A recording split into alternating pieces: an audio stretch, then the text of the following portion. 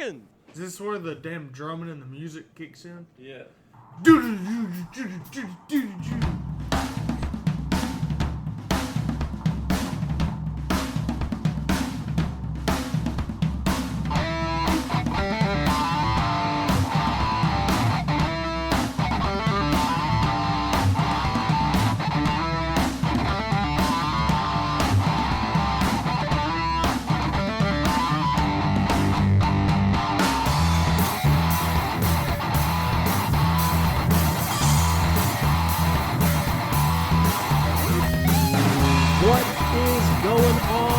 Everybody, welcome to another episode of On the Pipe Podcast. I'm your host, as always, Tyler Shepardson, and today is Tuesday, February the 1st, 2022, which means you are joining me just in time for another episode of OTP Tuesdays, right here, live. Well, I'm recording it live. You're not listening to it live, but that will be changing here in the future. Nevertheless, thank you for being here. I appreciate you being here.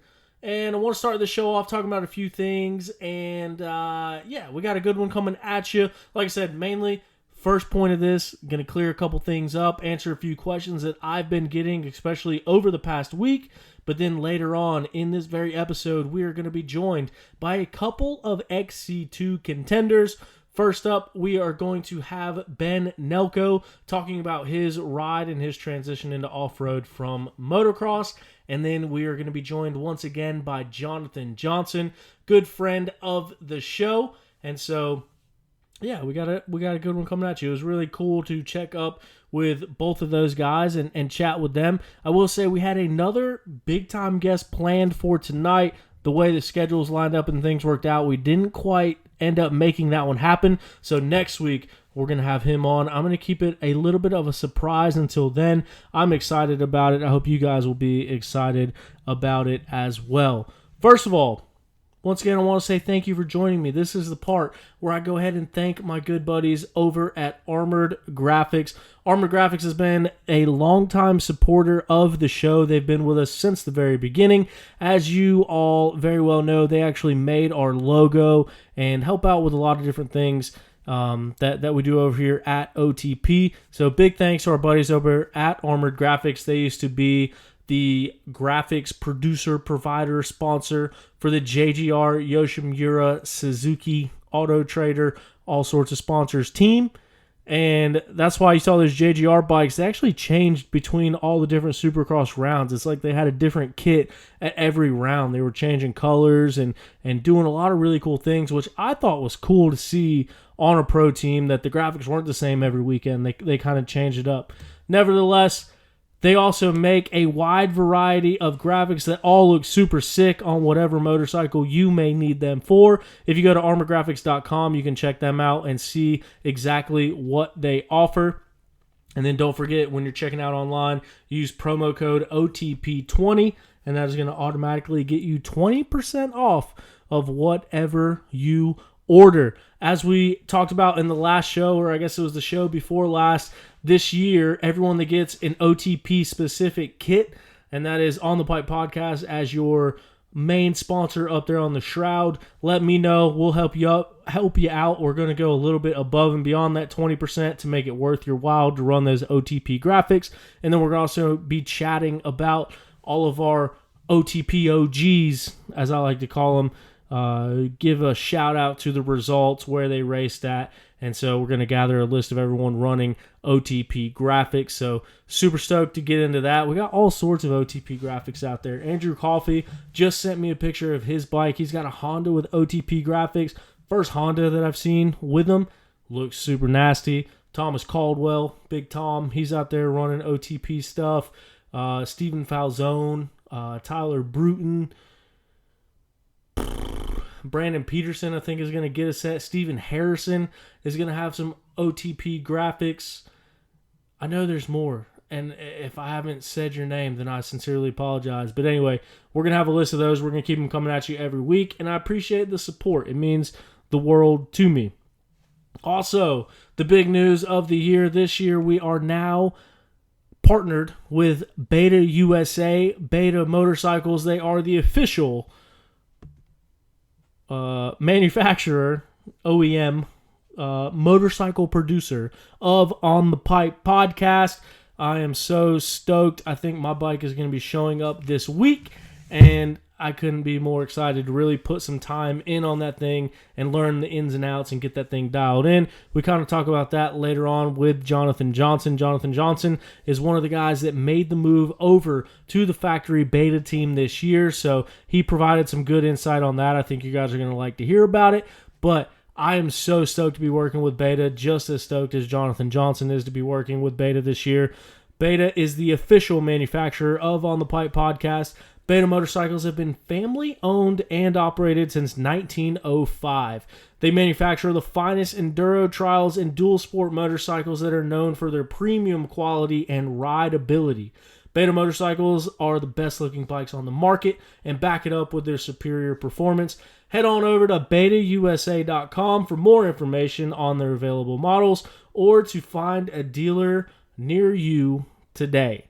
So, like I said, check out betausa.com. You can see all the bikes that they make. They have standard editions. They have race editions. They have dual sport bikes. They have 2-strokes. They have 4-strokes. They have trials bikes.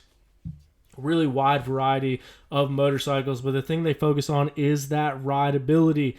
And once again, I don't want to give too many spoilers to our interview with Jonathan Johnson, but it's one of those bikes that you can jump on and feel comfortable within a couple of corners. There's some bikes you have to get really set up for you in order to feel comfortable on them.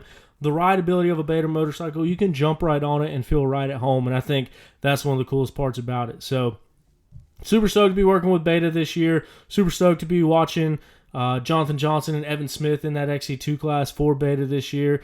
They got a lot of really cool things going on over there, and I'm glad to be a part of it and very thankful for Beta working with us throughout the year.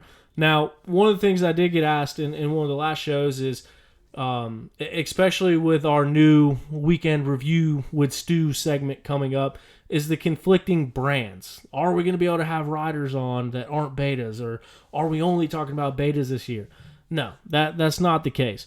The way it works out is basically I'm a Beta ambassador. So I'm going to be riding Beta motorcycles, and I'm going to be racing Beta motorcycles. You'll probably see me around the races riding a Beta motorcycle to take pictures or to take videos and things like that.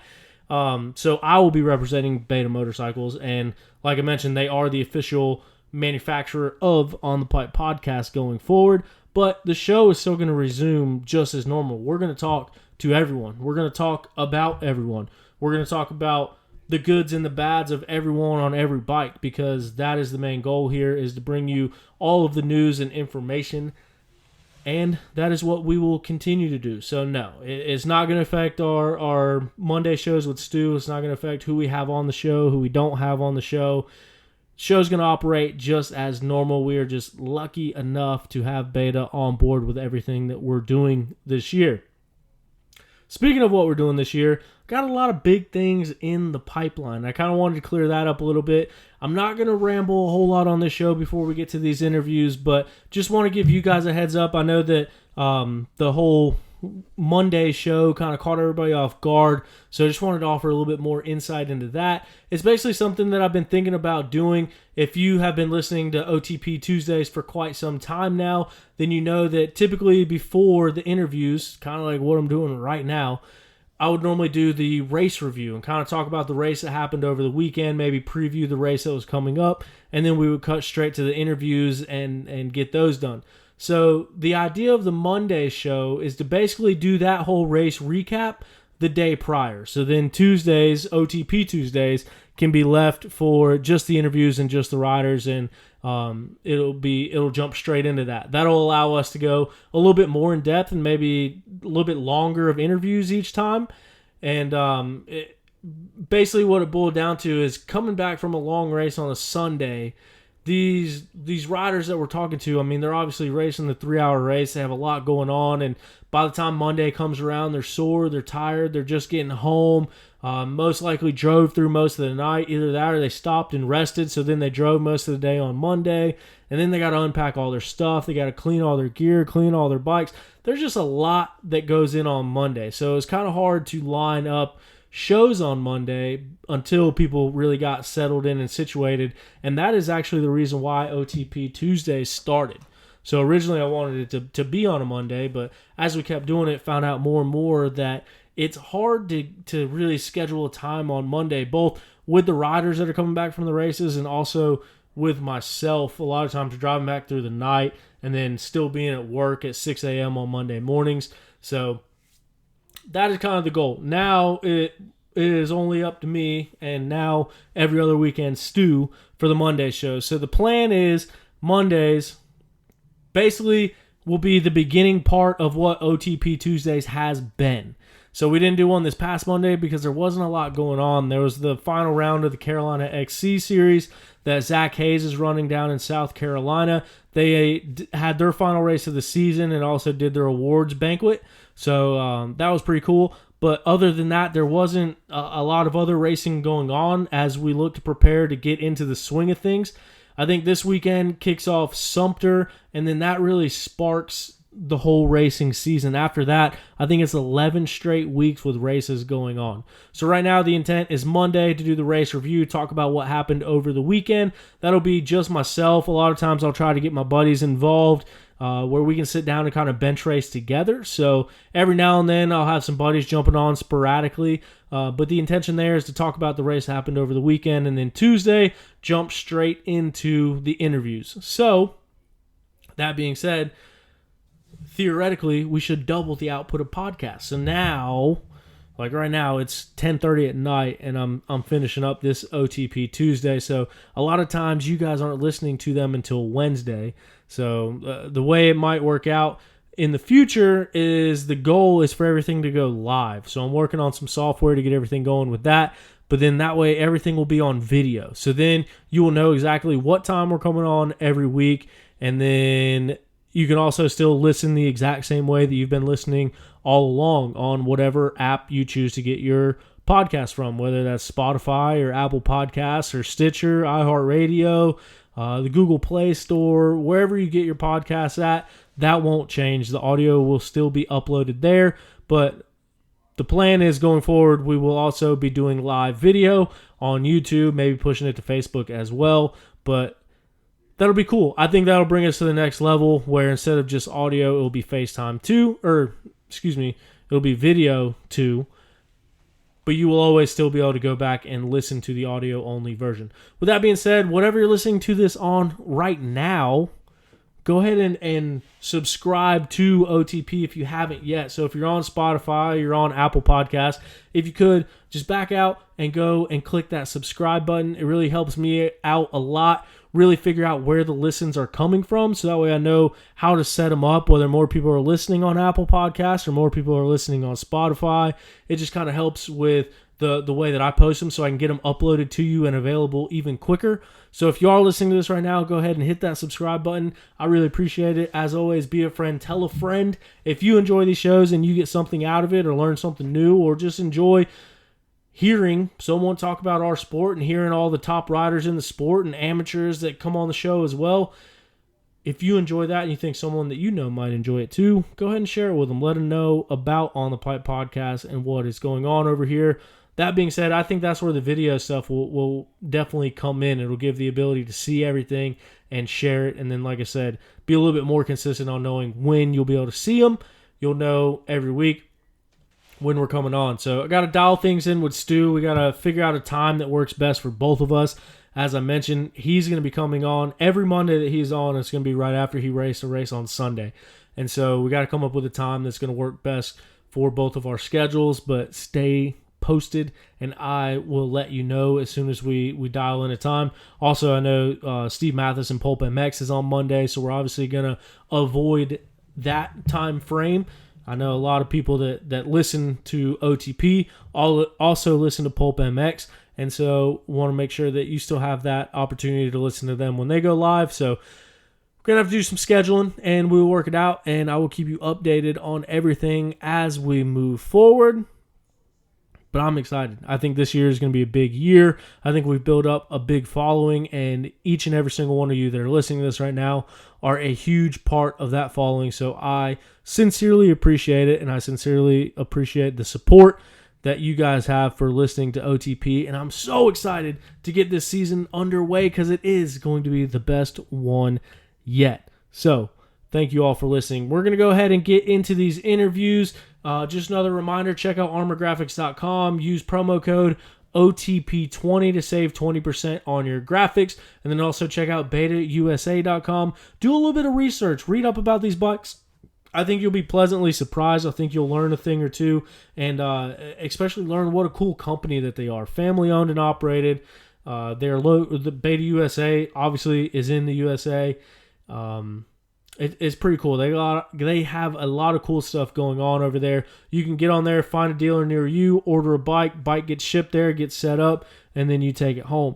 Also, when you order a bike online through Beta, you can actually get your suspension already done and put on the bike by the time it gets to you. So you don't have to get the bike, ride it, break it in, worry about all that. And then you got your brand new bike sitting there, and you got to take all the suspension off, send it in somewhere, wait forever for it to come back.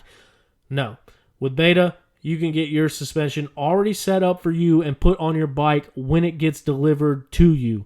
If you already have your Beta, of course, you can take your suspension off, send it into them, get it done, and get it sent back. But I think the cool thing is you can literally go on their website, look at their bikes, read about the ones that you want, order it, get the suspension that you want put on it. The bike shows up at your local dealer, gets set up with your suspension already on it, and you're ready to rip. There's no break after that for you to wait to get your suspension done. You're already there, out of the box, ready to rip. I think that's really cool. They're also the only manufacturer that I know of that offer a warranty. So 6-month warranty on those Beta machines. You can't beat it. Check them out. Once again, betausa.com. Check us out on thepipepodcast.com. Once again, if you could subscribe and let a friend know if you like the show, I would appreciate it. But thank you guys so much for listening. We're going to jump right into it now with our first guest of the evening. Oh, real quick, before we get to that, I do want to let you all know, in the times that we're living in, the world that we're living in, it is tough to get parts. It's tough to get stuff that you need to go racing. One of the things a lot of you may need to go racing is a big tank and a dry brake. That is pretty much standard for for GNCC if you're looking to have competitive results. I wanted to let you guys know my buddy, the last ever 25 plus junior AB champion in GNCC history, Tyler Bruton.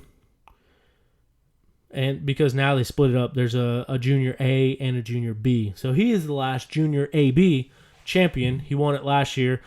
He's actually machining again this year the spacers for dry brake tanks. So it actually goes right underneath your dry brake tank. It gives it a spacer, lifts that dry brake up just a little bit, or you can have a cap for it, then or screw, whatever you have. It basically, when you get your tank, it has to have a breather hose. Instead of drilling a hole straight through a brand new tank that you just paid hundreds of dollars for, Tyler Bruton offers a riser that bolts straight onto the tank and actually has a 90-degree fitting that goes straight into the side of it that allows you to connect the breather hose to it. So now you have a breather hose on the riser for the tank versus drilling a hole through the tank to put a breather hose on it.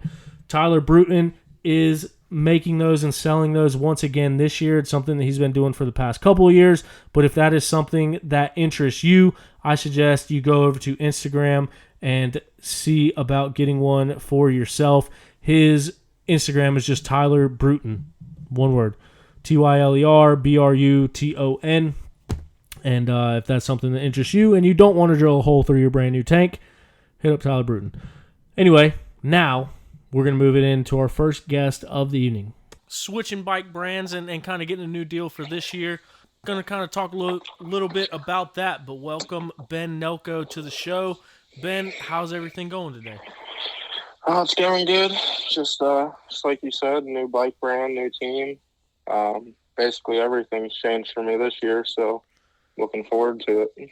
Sweet. And like me and you over the past, I'd say a couple years have talked a bunch of times about you coming on the show, so pumped we finally get to sit down and talk. But man, I wanted to talk to you about that new Honda deal. I kind of saw when you got the Honda and started riding it, but you actually have an outside the industry sponsor with that with your deal coming up. So kind of just wanted to talk to you a little bit about how that whole thing came to be and what your team is or what your sponsor is for 2022. Yeah, so Steel City Men's Clinic. About 2-3 years ago, when I was racing outdoor nationals and everything, still, I was at a practice track and I crashed pretty bad and had a pretty gnarly concussion. And I was having a bunch of symptoms from that for, a couple weeks, and like really bad ones, like my arms were going numb, my legs were going numb, just stuff that, normally doesn't like happen with the concussion stuff. And I came across Steel City Men's Clinic, and I called down there because they do a bunch of different stuff.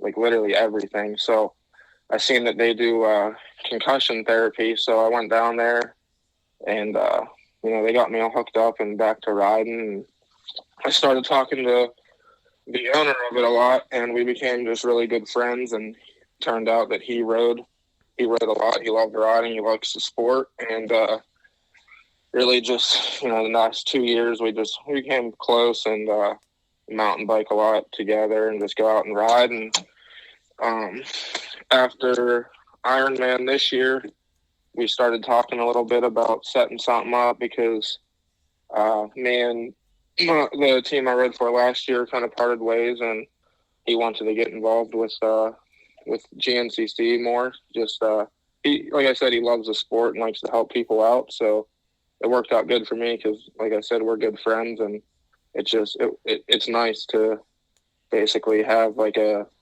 title sponsor that is not really like someone you're working for, more just somebody that wants to be around and help you. Yeah, that's all. So you said he rides. Does he ride GNCCs or? Yeah, he does. He races like some of the afternoon races, and he'll switch it up and do mornings just for fun. Just I don't know. I think he races like one of the vet classes, but he just likes doing it, and he's been down here training with me actually for the last couple weeks. He comes down and he flies back to Pittsburgh and comes down and rides some. So it's been fun. Heck yeah, man. That's awesome. And cool that he's coming down and riding with you down there, too. Now, you were on Huskies last year. You're on Hondas now. How did that come about? Was it kind of just you get a pick of whatever you want, or what led you to the Honda? Well, I rode Hondas for, like I said, when I raced Moto and stuff, I was riding Hondas and Yamahas basically. But I like the Husky. I like, I like KTM bikes, but they just didn't work real well for me. I had a bunch of problems with it, but I think that I guess just some people were harder on stuff than others. And the Honda's always been good to me. I've never had issues whenever I rode them. I'm comfortable on the aluminum frame. I prefer a Jap bike. Yeah, and those new Hondas are sick. I have like 4 or 5 buddies that have all gotten one here recently. What's your opinions on it? Just having probably not a whole lot of time on it now, but been training in the off season on it. Yeah, it's really good actually. I like it. People say that it's rigid, but to me, getting off of a Husky, it feels really soft in the woods. Like it's I don't get a lot of like swap when I hit things. I can just I know what the bike's gonna do all the time. It has amazing power. Like the power is unreal. I'm riding a stock one right now. Like my practice bike is stock, and I feel like I could get a race it the way it is. Oh wow! And so going back farther than that, you kind of mentioned a couple times racing pro moto, and for those that don't know, you made that transition as a moto guy and racing at the outdoor nationals and stuff to coming over to the wood side, and you've been seeing success. I'm sure you want to see more success coming up, but what made you go from moto to woods, and what's been the hardest part about that transition? I get that question a lot, and I don't really know how to answer it. It felt like a very cliche question to ask. I don't know what made me switch. I think a lot of it had to do with just the injuries. Like I started getting hurt a lot. Um, I, I really the person that made me switch to didn't make me, but kind of got me into off road racing was Brock Epler. Whenever I was at home, in the summer, whenever I was racing pro moto still, he would have me, like, we were training together. He was the guy that was helping me, and he would have me go race our local woods races there, like A Works and E Rock races and stuff. And I just kind of fell in love with doing that more than I was on the track. I started like whenever I was going to the track, it didn't feel. I just wasn't happy anymore. I felt like it was more of almost more of like a job. I mean, it is a job, but I just wasn't having fun compared to how I am now racing off road. And I would say the hardest switch for me is I like to sprint early in the race, and it usually comes back and bites me pretty hard. Like not really it's not like the fading part of it. It's more like I'll sprint way too hard at the beginning and I'll make a really big mistake and end up on the ground. But I've been, I learned a lot last year with where I can do that at, when I can do that. And, I think this will be my third year doing it. I think I learned enough last year that I'll be a different rider this year. Cool. And as you mentioned, that sprint speed is something that we've seen a lot of you. I think I first met you at one of the full gas races back in the day. So obviously you got sprint enduros, you got hare scrambles, you've been racing national enduros. What's been kind of your favorite discipline in the off-road world? And is your favorite one the one that you do the best in? My favorite is definitely national enduro. You would think it would definitely not be that, just because it's tight trees and it's not what I've came from, but I like that the best. I would say that's weird too, because like Mackenzie Tricker's been on the show a few times, and that's one thing she grew up racing moto and was a longtime moto girl and had a lot of success at it and everything, and now her favorite thing to run is national enduro. Yeah, I think it's just how, like, to me it seems more like laid back, kind of. You don't got to go out and cycle the track 4 times, and it's a lot less stressful to me. And and I guess if you would kind of look at the results, that's probably my best series, really. I mean, all the ones I've done, I think I've only been off the podium maybe twice in the last couple of years. I haven't done full seasons, but I think that's probably my best series. So what's your plan this year? What series are you racing this year? I'm racing the GNCC and National Enduro. That's what I'll be, National Enduro and Pro 2 again. So you talked about kind of training with Hepler, and Hepler being the one getting you into off-road, and now, out of nowhere, he comes over and he's racing the Pro 2 class. What do you think about that? How's it going to feel lining up with him as a competitor? It's gonna be cool, actually. I'm really excited to race against him. Hopefully he didn't teach me everything he knows, I guess, right? No, it'll be good. He's gonna be fast.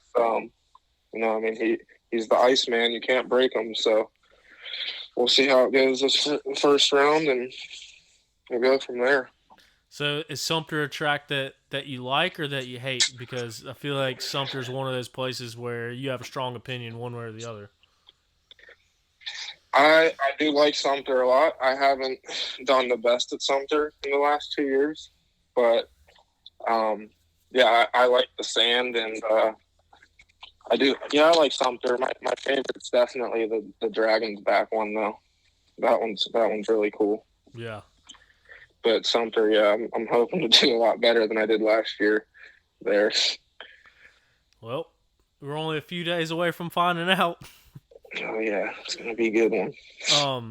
Now, one thing I did want to talk to you about is GNCC podiums are pretty elusive to come by, especially as deep as the XC2 class is, and it seems like it gets deeper and more competitive every single year.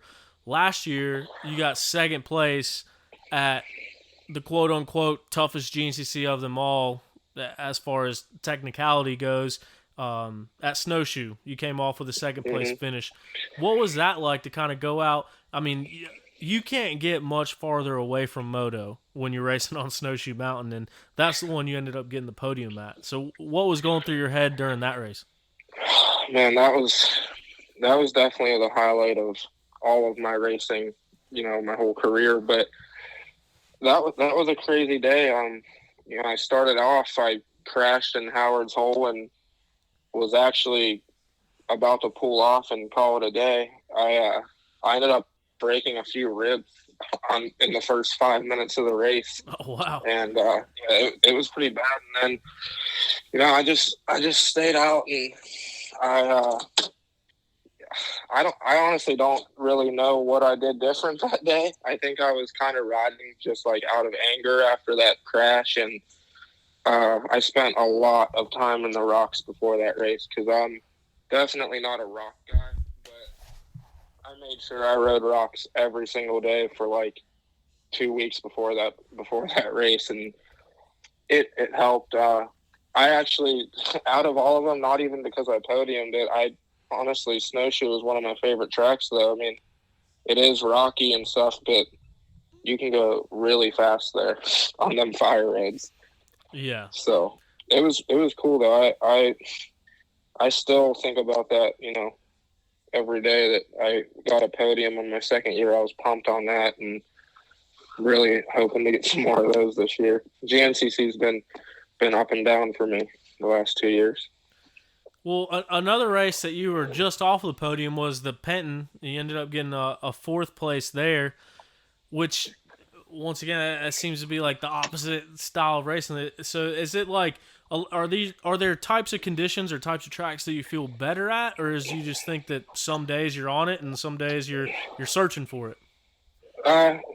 Well, like those types of races, like people obviously hype them up because they are, the hardest ones. But I have fun at that stuff. Like that's just like at my house in the woods whenever I ride at home. Like that's what I have. Like I have rocks and just gnarly stuff like that. And whenever I was younger, like growing up, like my dad only had me ride in the woods. Like I was racing moto, but we didn't have a moto track at my house. We didn't, we just rode woods all the time. And I think that helped with being good at the technical stuff. And yeah, I don't know. I just don't really think about the tracks. I don't like let that stuff get in my head as much. I can honestly really care less how much I cycle the track. Because I don't remember it either way. Like if I go out and cycle 6 times, I don't remember the track. I'm just not good at that. Yeah. So the first lap, I'm always just kind of figuring out where to go. And yeah, but I'm back to the Penton thing. I'm pumped on those 2 finishes. Those were obviously my best ones, and really hope I can get some more of those this year. Like I said, GNCC has been up and down for me. I started figuring it out there at the end. Like the third hour is definitely the thing that gets me. Not really the fitness part, just more like mental. Last year, I was like, I would lose focus and just start doing stupid stuff like hitting lines that I've never even seen before. And I don't know, I'm hoping that changes this year. I've been doing a lot of riding down here with Driven MX at their new facility, and I think we got a lot of stuff figured out. Sweet, good deal. Glad to hear it. I mean, obviously the speed is there, and going into this next year with some more experience under your belt, I think we can expect to see you battling up front. But I did want to ask you real quick before I let you go here. Last year, got a podium, just missed the podium a few other times, ended up 9th place in points. Are you a guy, do you set goals? Like, do you have goals for yourself going into the season, or do you kind of take it 1 week at a time? Yeah, sometimes I think I set my goals too high, but yeah, I have goals for this year, and like I said, I've really been doing a lot of a lot of training down here. I've just been trying to do everything I can to better myself, and it was a different off season for me than I've ever had before. It was wasn't really the riding part. It was more just kind of dealing with more personal stuff for me and worrying more about myself rather than what other people think. And that was my problem for the last 2 years of GNCC. I was always worried about other people. And, I kind of I listened to that last podcast with you and Stu talking, what Caleb said to him, how he was talking about, you're worried about me, I'm worried about myself. Yeah. Type of deal. That's how I kind of was last year and the year before. And, this year I've changed all that and just trying to focus on me and make sure that I'm doing what I need to do. Awesome, man.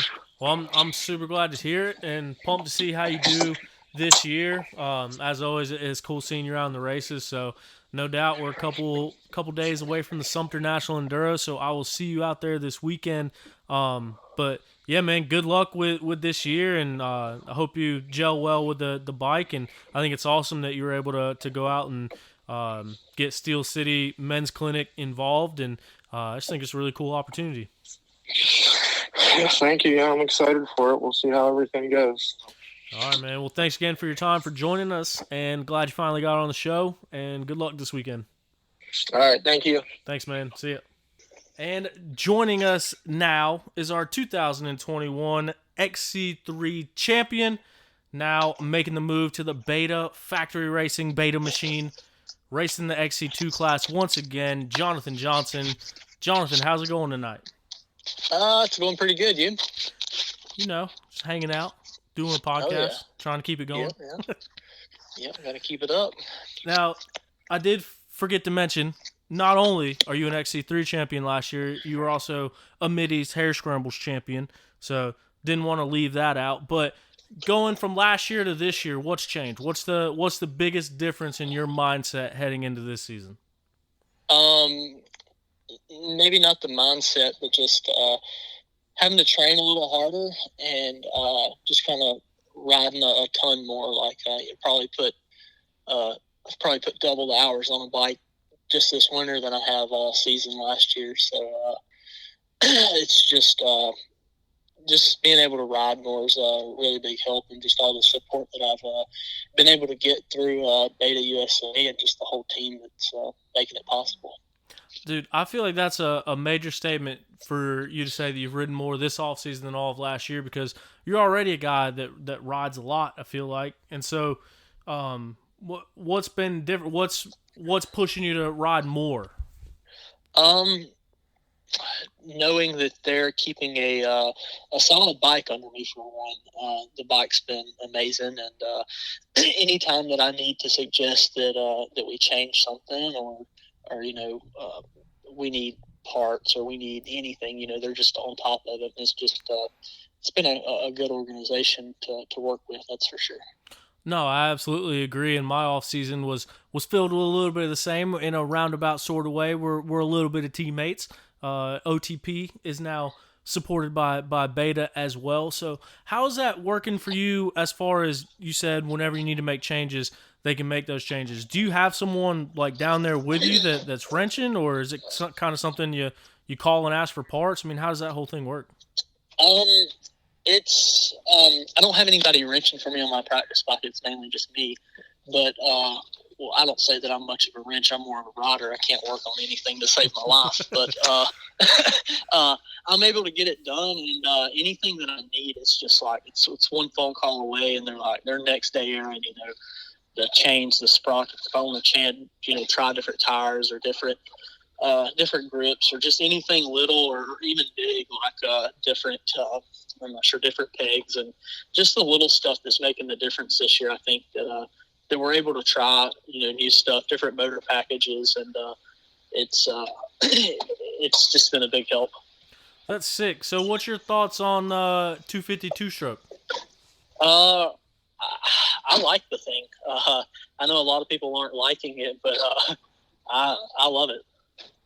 So it's been I don't know, it's been good, that's for sure. And so last year we kind of talked to you before the season, and then we talked to you again at the end of the season. But before the season, you kind of talked about how that XC3 deal was kind of the only thing that you had, and so you jumped on it. You ended up going out dominating the XC3 class, but you said that ideally you would have rather been racing XC2 last year, but you had to take what you could get.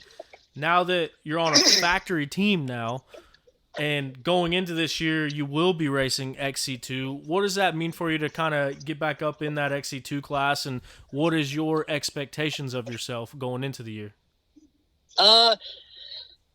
Maybe I'm not sure of the expectations. You know, I mean, I'd like to say we're going to win, but as you know, and everybody else knows, the class it's absolutely stacked this year, and like it has been in years past. So. I don't know, you know, just come out and first round, see where we're at, and you know, just build on it. Not, you know, I don't guess setting expectations, but just trying to build on each ride and making sure the bike's good as it can be, and just ride it as hard as I can for 3 hours, and even having to run the national enduros this year. So I usually do pretty well with those. So I think it's going to be a good start this year. You know, this weekend. So I'm looking forward to it. For sure. So you're going to be racing all the GNCCs and all the national enduros? Yeah, correct. That's the plan. So kicking it off this weekend, and hopefully we can run up front and battle with them. How do you feel about Sumter? Are you a big Sumter guy, or is it one of those tracks you don't look forward to? I've only run it twice, and so I'm not really sure. I guess I do look forward to it. It's close to the house, and I don't get to ride, I guess, that kind of dirt a lot, but it's more sandy.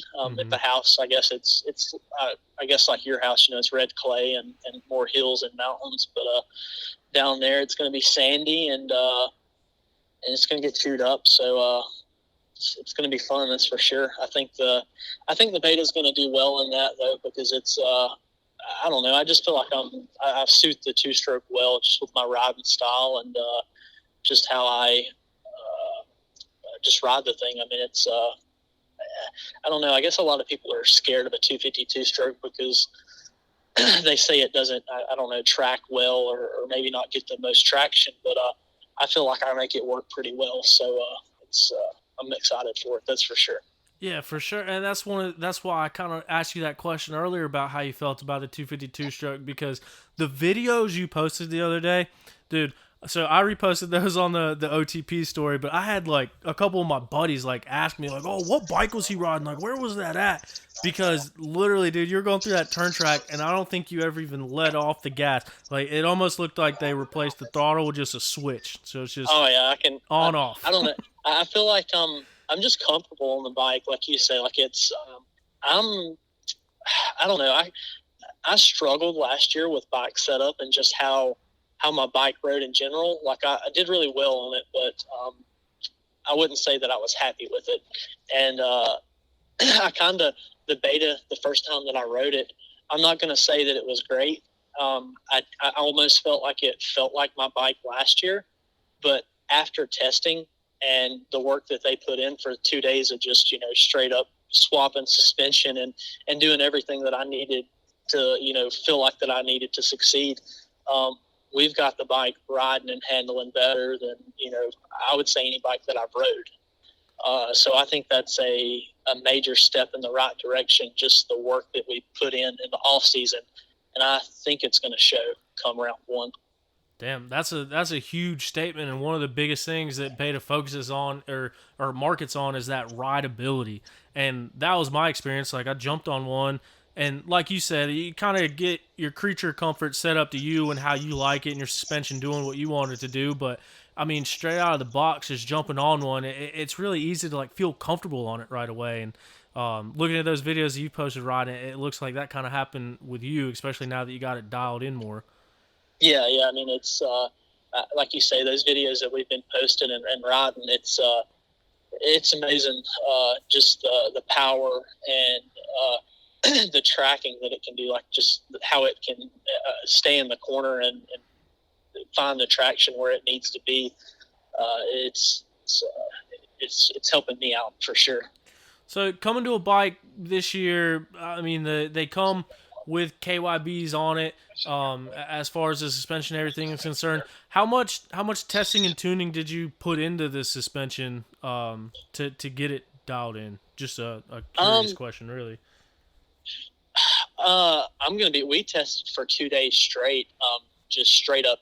We were swapping shim stack springs. Like it was a 2-day ordeal, but we tried. He had different. Bryce, our suspension guy, he was really good about how he did it and how he went about it. I've never been. I don't guess I've ever been able to test like he did, and it was great to see how he did it, and I guess how it come out, because like we would swap a shock, and then we would match it with different forks, and then match it with a different shock, and eventually we kept going stiffer on the forks. I think I was going stiffer on the forks and having a softer shock is the way we ended up going, and it worked out really well. Sweet. Good deal. And now you mentioned GNCC's National Enduros for sure. Are you going to be out trying to defend that Mid-East #1 plate, or just making the ones that you can? Or? Yeah, I wish I could defend it, but it's probably – I'm going to for sure hit the ones that I can, but I'll probably not be able to make it all of them. Yeah. Sadly. So I do like them, so I will be at the ones that I can be for sure. Yeah, when it comes to that grind of the season, I know 3 series has to be really tough. But oh yeah. As you mentioned, National Enduro Series is a series that you definitely excel at, and obviously coming off of an XC3 championship last year too. Do you kind of have a preference one way or the other? Do you like the tightness and the way that the races are set up at National Enduro, or are you more of a let's go for 3 hours and see what these boys got type of guy? I like them both, to be honest. I do like the National Enduros. They are tighter and a little slower at times, but they do have faster stuff in them, so it's a mix, I guess. But you're always having to push all the time. So those are good, and I do like the GNCCs. You've got to be in shape, and I guess that suits me well too, because I feel like I should be in shape this year, and we'll just have to see come round 1.